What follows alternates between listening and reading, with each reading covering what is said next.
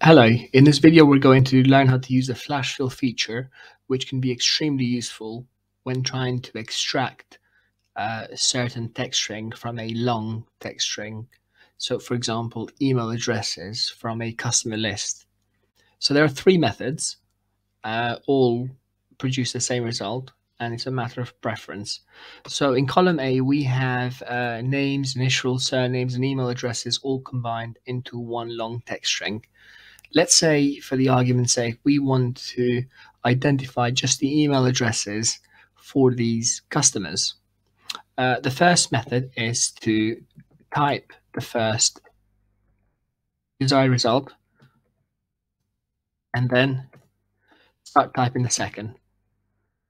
Excel automatically recognizes a pattern and provides us with these suggestions. So by hitting enter, all that information becomes available. The second method, we can type the first desired result, so demi@aol.com, fill, and flash fill. The same results are apparent. The third method is to type the first desired result, aol.com. Third method is to type the desired result as per the other two methods, demi@aol.com, and highlight the entire area where we want the email addresses to appear and type ctr+e. That shortcut should bring up the same results as per the other two columns.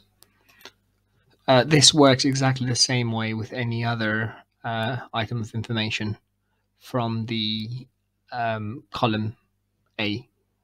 So using these methods, we can extract any other item of text string from column A.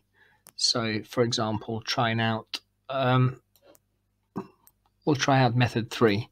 Delete all the data, and let's just say we want the initial and the surname to appear. So jbagel. Highlight the entire area, Ctrl+E, that produces the result required.